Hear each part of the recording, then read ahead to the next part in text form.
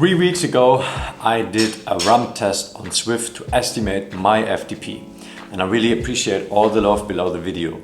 292 watts. That is what the ramp test estimated as my FTP.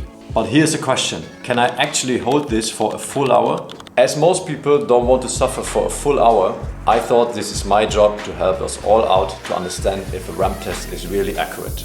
Let's quickly recap how we got here. In one of my last videos, I completed a ramp test to estimate my FTP. For those who don't know, FTP means functional threshold power.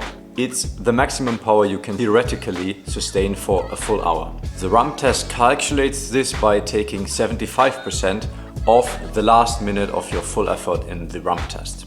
It's quick, efficient and widely used, and honestly not as hard as doing a full hour and see what you got as an average.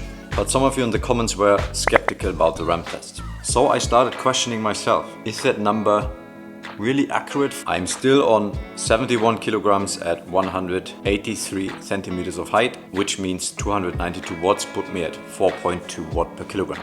So it's time to find it out this night. We will put it to the test.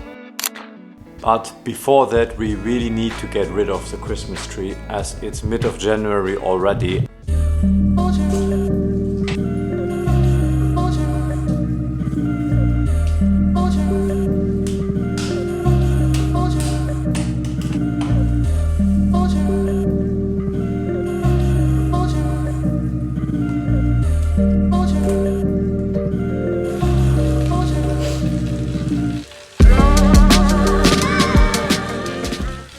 Alright, so the first 10 minutes felt pretty good. My legs were fresh, my cadence was smooth, and I was holding steady at 292 watts.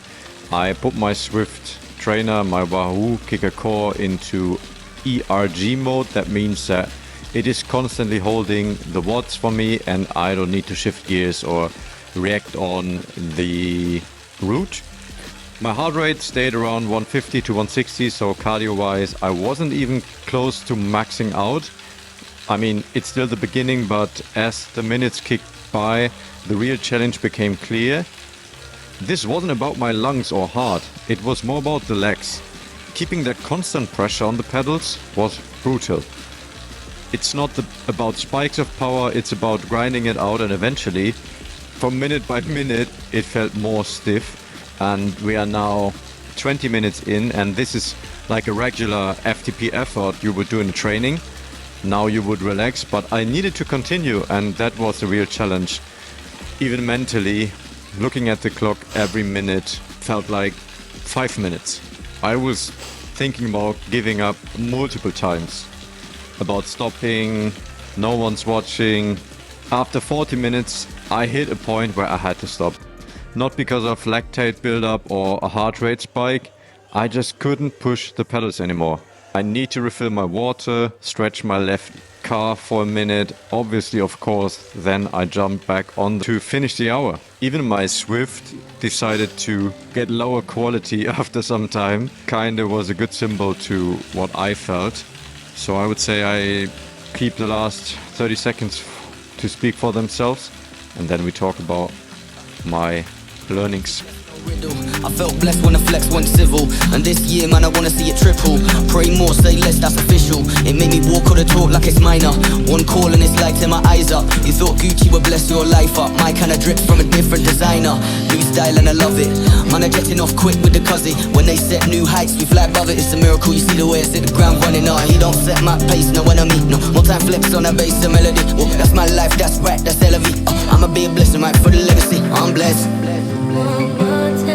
Too real, this ain't metaphoric. I'm blessed.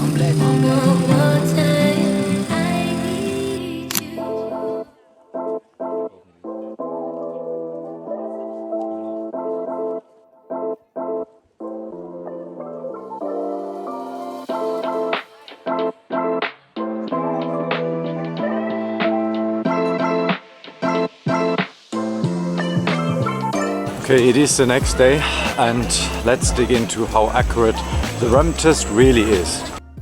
First off, I don't think the RAM test is widely inaccurate. For me, the number it gave is in my eyes pretty close to what I can realistically hold. The key thing to consider here is context. So I did this test yesterday late at night, as you have seen. After a full week of training, I'd been on Swift multiple times at varying intensities, and early on the same day I swam a solid session in the morning. This is really not about excuses now, because I'm not ashamed of myself, but I do think day form can vary like 5 to 10%. Everyone who has done a competition knows sometimes, you have fresh legs, sometimes you don't, and it's not just about one perfect effort. It's influenced by your current state. Are you in the middle of a training phase, your recovery, and of course your mental freshness. Factors like sleep, nutrition, stress, and accumulated fatigueness, they all play a role in what you're able to sustain on any given day. Was 292 watts too much for me? Yesterday, for sure. It's quite common doing 2 times 20 minutes on the FTP level, but that's where I think all the mental part comes in as well. Every minute I was watching, how long do I have to go still? But we also don't need to cry about it. We keep going.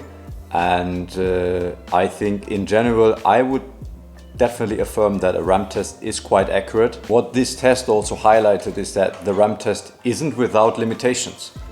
It's designed to estimate an FTP based on 75% calculation of your peak 1 minute power, but it doesn't mean this is for real, your FTP. So for most people, I think this gets quite close, but I can also imagine, especially riders with maybe a strong anaerobic capacity, like a sprinter, that the RAM test might overestimate their sustainable FTP for an hour. But I think this is now a bit too much of nerd talk. That said, I still believe it's a solid benchmark. And if anything, this effort humbled me a lot. It was mentally tougher than I expected. So if you really want to crush yourself, try to do your full FTP for an hour on an inboard trainer. With that said, I would really love to hear your experience. What do you think? Have you had similar experiences with a RAM test, with your FTP tests? Do you trust the RAM test, or do you prefer other methods like a full hour time trial? Let me know in the comments. And as always, thanks for coming along for the ride. Like and subscribe to help me out grow this channel. And see you in the next one, where we will run a marathon PR and training tomorrow.